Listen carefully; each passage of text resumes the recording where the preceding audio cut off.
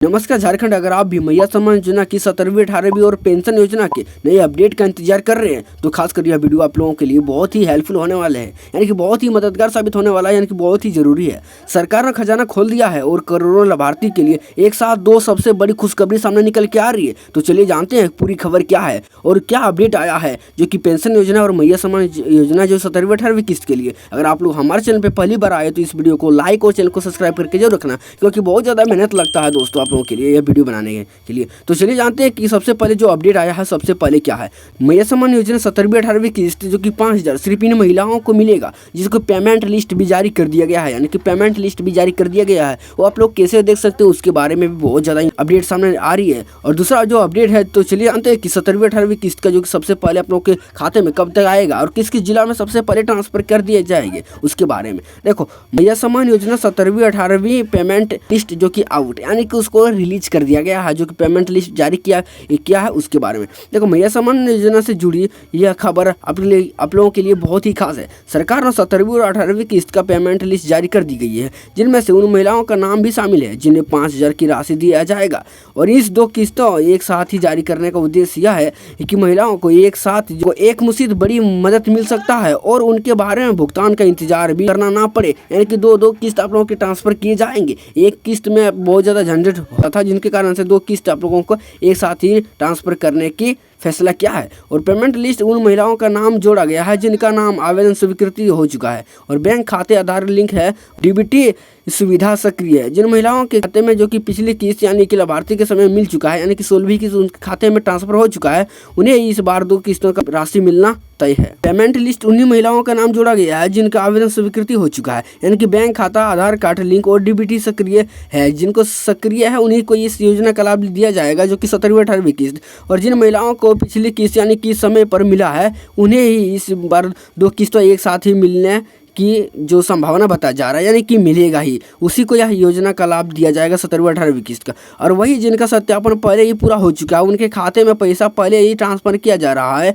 इसीलिए सभी महिलाओं की सलाह दी जाती है वे अपना नाम पेमेंट लिस्ट में जरूर जांच करके देख सकते हो। अगर आप लोग नहीं देखना चाहते इस वीडियो को कमेंट में आप लोग कमेंट करना, तो उसके लिए भी एक सेपरेट वीडियो ला देंगे, आप लोग जाके लिस्ट भी देख सकते हो। जो कि सबसे पहले देखते हैं कि किस किस जिला में राशि ट्रांसफर करेगा। सबसे पहले ये देखते हैं, इन 15 जिलों में महिलाओं के खाते में सबसे पहले राशि ट्रांसफर किया जाएगा। देखो, सरकार की ओर से जानकारी के अनुसार पहले 2 चरणों में महिलाओं के खाते में यानी कि 15 जिला में महिलाओं के 17वीं 18वीं किस्त का भुगतान किया जा रहा है और इन जिला आप लोगों को बताएंगे। देखो, सबसे पहले रांची है, जो कि झारखंड की राजधानी जो कि रांची है, लोहरदगा है, पलामू है, लातेहार, पूर्वी सिंहभूम, जमशेदपुर, पश्चिम सिंहभूम, हजारीबाग, रामगढ़, चतरा, बोकारो, धनबाद, दुमका, देवघर, पाकुड़ और गोड्डा शामिल आता है इस जिले में, यानी कि पहले ही राशि ट्रांसफर किया जाएगा। इन जिलों में महिलाओं का आवेदन पहले ही सत्यापन हो चुका है, यानी कि बैंक खाते में किसी प्रकार की त्रुटि नहीं पाई गई है। इसी वजह से सरकार ने इन जिलों का जो प्राथमिकता दी है, बाकी जिलों की जो महिलाओं को घबराने की जरूरत नहीं है, क्योंकि उनके खाते में बहुत ही जल्द ही उसके खाते में भी ट्रांसफर करना शुरू कर देगा। यानी कि पहले प्रथम चरण है, पहला चरण उसको पहले ट्रांसफर करेगा, उसके बाद बहुत जल्द ही आप लोगों के खाते में ट्रांसफर कर देगा। लेकिन पात्रता होना बहुत जरूरी है, क्योंकि मैया सम्मान योजना 16वीं और 17वीं किस्त अगर आप लोगों के पाना है तो आप लोगों की ये पात्रता होना चाहिए। अगर नहीं हो तो उसका नाम लिस्ट से हट जाएगा और उनको भी फायदा नहीं मिलेगा। देखो, लाभार्थी महिला जो कि झारखंड का स्थायी निवास होना चाहिए, तभी इस योजना का लाभ दिया जाएगा। और दूसरा, सही व्यक्ति तक पहुंच सके। देखो, महिला को आयु कम से कम 18 वर्ष से 50 वर्ष के नीचे होना चाहिए, अगर आगे है तो उसका नाम भी कट जाएगा।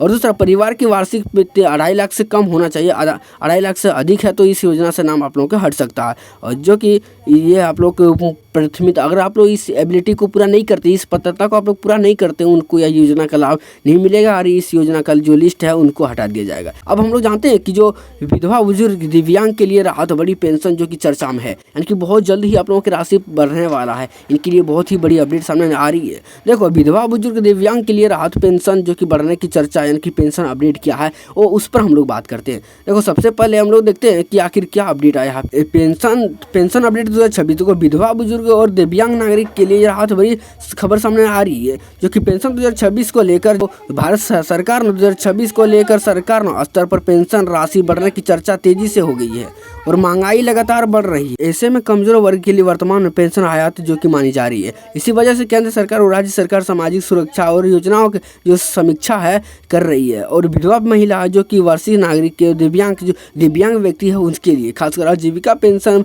पर काफ़ी हद तक निर्भर रहती है। यानी कि जो दिव्यांग है, आजीविका है, जो कि विधवा है, ये सबसे ज़्यादा किस पर डिपेंड रहता है?